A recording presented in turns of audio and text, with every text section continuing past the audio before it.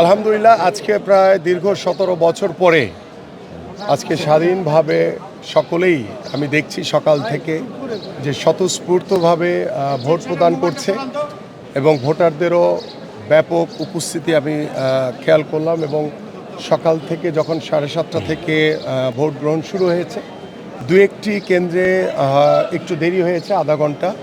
তো আলহামদুলিল্লাহ এখন পর্যন্ত ভোট গ্রহণ সুষ্ঠুভাবে হচ্ছে এবং আমরা আশা করি দীর্ঘ ১৭ বছর পরে বাংলাদেশের মানুষ আজকে যে স্বাধীনভাবে তাদের যে মতামতটি প্রদান করছে, আমরা বিশ্বাস করি আমাদের এই স্বাধীন মতামতের মাধ্যমে আমরা একটি জনগণের সরকার আমরা প্রতিষ্ঠিত করতে পারব এবং সেই জনগণের সরকার প্রতিষ্ঠিতর মাধ্যমে আমরা বিশ্বাস করি যে দীর্ঘদিনের যে আমরা গণতন্ত্র পুনরুদ্ধারের জন্য যে লড়াই করেছি, দেশের জনগণের ভোটের অধিকার নিশ্চিত করার জন্য যে লড়াই করেছি, আজকে সেই দিনটি আমরা আশা করছি ইনশাল্লাহ অনেক। যুক্তরাষ্ট্রের এক নম্বর জিম চেইন গোল্ডস জিম এখন আবারও বাংলাদেশে বসুন্ধরা আবাসিক এলাকা ও বসুন্ধরা সিটি শপিং মলে। ষড়যন্ত্রকে মোকাবেলা করে আমরা আজকে সুন্দরভাবে শেষ করতে পারবো বলে আমরা বিশ্বাস করি। আমরা জানেন সকলেই যে গতকাল রাত থেকে জামাতের বিভিন্ন কেন্দ্রে বিভিন্ন প্রার্থীদের যারা প্রতিনিধি তারা টাকা নিয়ে অনেকেই ধরা পড়েছে এবং অনেকেই জামাতের কেন্দ্র দখল করতে গিয়ে অ্যারেস্ট হয়েছে।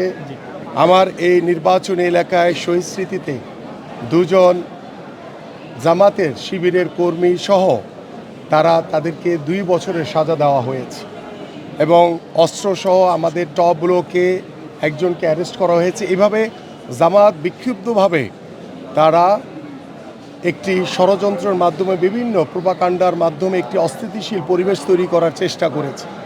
আলহামদুলিল্লাহ আইনশৃঙ্খলা বাহিনী অত্যন্ত দৃঢ় হাতে এবং আমাদের নেতাকর্মীদের স্বতঃস্ফূর্ত সতর্কতার মাধ্যমে আমরা জামাতের কোনো ষড়যন্ত্রকে আমরা প্রতিষ্ঠিত হতে দেইনি।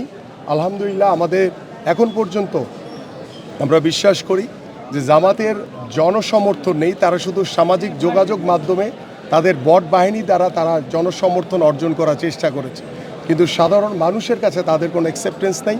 এবং আমরা দৃঢ়ভাবে বিশ্বাস করি আজকের এই 12ই ফেব্রুয়ারি ভোট দানের মাধ্যমেই যারা দেশের বিরুদ্ধে কাজ করেছে, যারা বাংলাদেশের স্বাধীনতা চায়নি, যারা এই নির্বাচনকে বানচাল করার জন্য এখন পর্যন্ত বিভিন্ন দেশি বিদেশি ষড়যন্ত্রের মাধ্যমে তারা বানচাল করার চেষ্টা করেছে, আমরা দৃঢ়ভাবে বিশ্বাস করি যে জনগণের রায়ের মাধ্যমে ওই জামাতের রাজাকারদেরকে প্রত্যাখ্যান করবে এদেশের সাধারণ মানুষ।